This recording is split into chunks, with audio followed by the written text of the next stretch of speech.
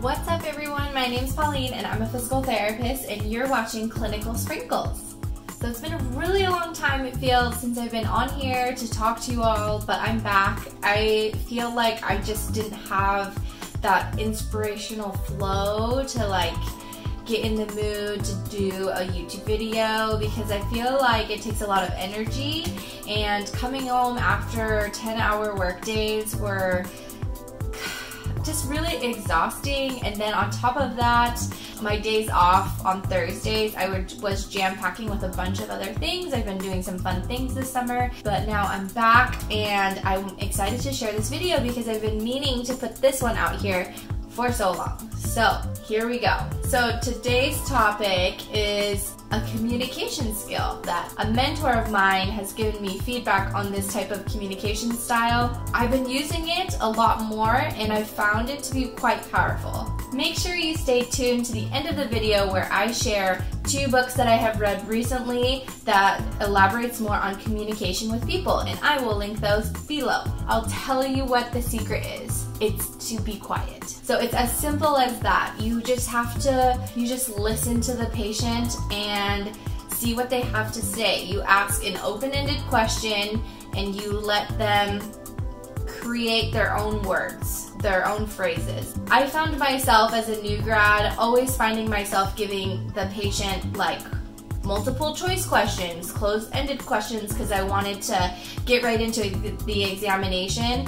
And sometimes you get a chatty Cathy who wants to talk about her injury from 30 plus years ago, and you're like, I only have 30 minutes to see you, can we cut to the chase? But there are some really good and valuable times on which you should just be quiet, just listen to the patient, give them the opportunity to process their thought together and then articulate that to you. But if you interrupt them too soon, you may miss that opportunity. One really good example that I just shared with a coworker of mine was when patients are not compliant with their home exercise program. You may ask, hey, Sue, have you been doing your exercises? And she might respond, meh, not really. Your initial response may be, well, why didn't you? Or you might even respond, well, I think it's important for you to do your home exercises because X, Y, and Z. But instead, the conversation can go, hey, Sue, have you been doing your home exercise programs? And then Sue will say, no, I didn't.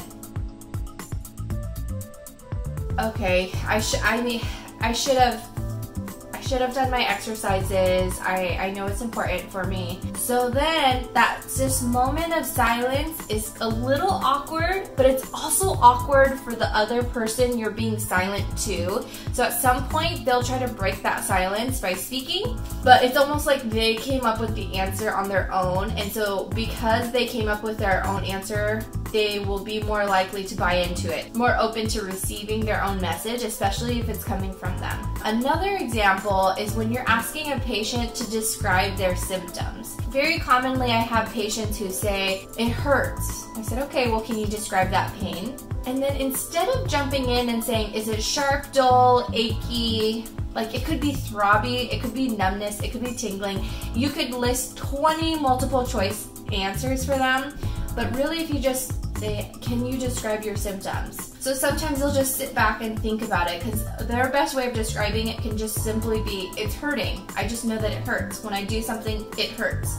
And then in your head, as the PT thinker, diagnostician, you're trying to figure out A and B, it could be this, and if it's C and D, it could be that. Although you have that word bank to choose from, you have to just let them come up with the answer on their own and just be quiet, just for maybe 3 Mississippis. It doesn't have to be that long. It'll feel forever for you, and unless they prompt you I don't understand what you're saying, can you please elaborate on that, then you may be able to give them a couple key words. But for the most part, you want them to describe their symptoms on their own, because you may take that opportunity away from them. And then you're not really getting an accurate answer to your question because you may have led them to answer that way. So one book that I recently read is called How to Win Friends and Influence People by Dale Carnegie, and this is like a classic book. People always talk about this book. It's been on my list forever to read, and I finally went through it on Audible, and actually I feel like I'm gonna read it again because I'm the type of I like to read it from like a physical hard copy book. I'm kind of old school like that. So I'm hoping to get that book, read it again, but even through the first time, there's so many good tips on communication. I highly recommend that to people, and it's talked up a lot, and it's because it's a good one. It's a classic. It's not gonna let you down. There's so many good pointers that are valid to this day, and I'm definitely implementing some of them already. The second book that I would recommend is The 7 Powers of Asking Questions. As a physical therapist, we're constantly asking questions to our patients on, what their progress is, their initial visit, what kind of goals do they want, and creating that conversation guided by the power of questions. We really get to control that conversation, and so I highly recommend going through both of those books, and I will link them below.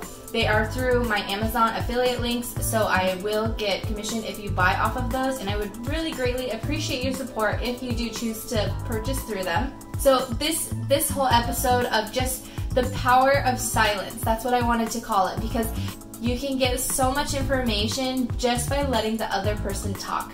You want to get their point of view, their perspective, their words to answer your question. The next time you ask a question and it's an answer that you were not expecting, stop a little bit, give the other person the time to process, and see what comes out of it.